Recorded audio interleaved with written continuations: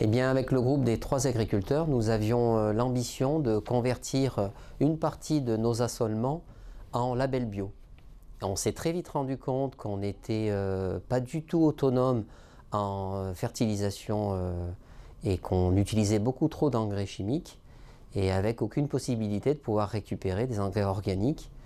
Donc on a réfléchi à développer et à diversifier une activité qui allait nous permettre d'avoir de la matière organique et une autonomie fertilisante. Alors sur les 3 exploitations agricoles, nous produisons des céréales d'hiver et d'été et du maraîchage.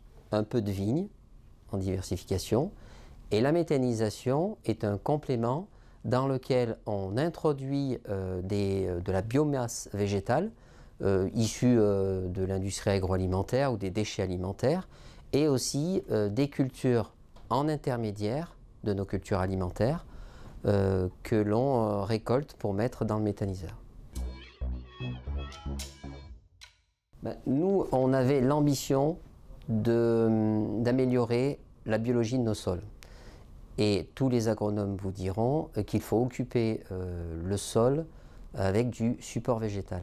Entre les cultures, avant, nous n'avions quasiment que des sols nus.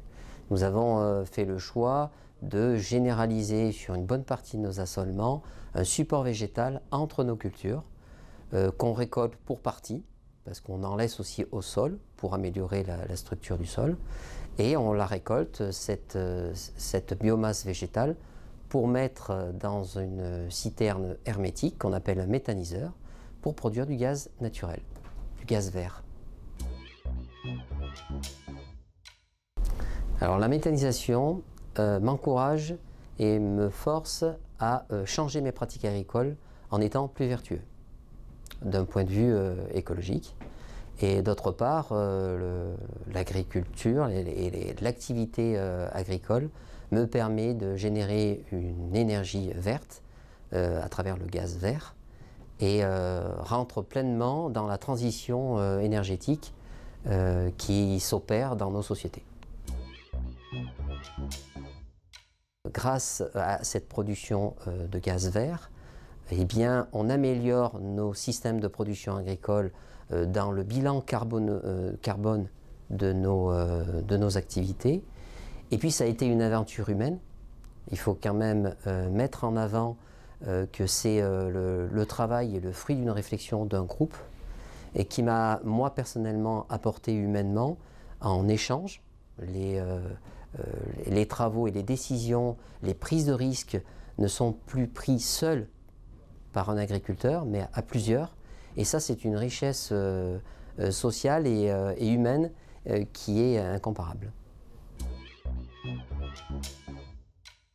C'était la genèse de notre projet. On voulait convertir une partie non négligeable de notre assolement en bio. Sur les 3 exploitations, on a à peu près 450 à 480 hectares. Ce serait un immense challenge si on arrive à convertir 1/3 de cet assolement via les 3 exploitations.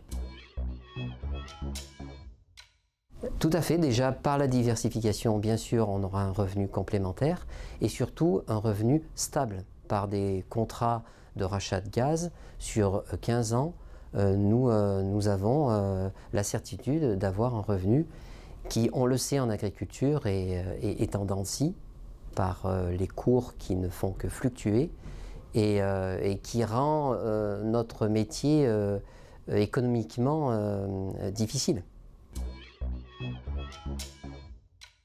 Eh bien, de constituer un petit groupe d'agriculteurs, parce que c'est des gros investissements, un méthaniseur, et à l'échelle d'une exploitation, quelle que soit sa taille, il est important de pouvoir partager les risques et surtout la richesse en échange de points de vue et dans une complémentarité de compétences, on arrive à construire un projet qui fonctionne bien mieux. C'est le premier conseil que je donnerais à un agriculteur qui aurait cette ambition.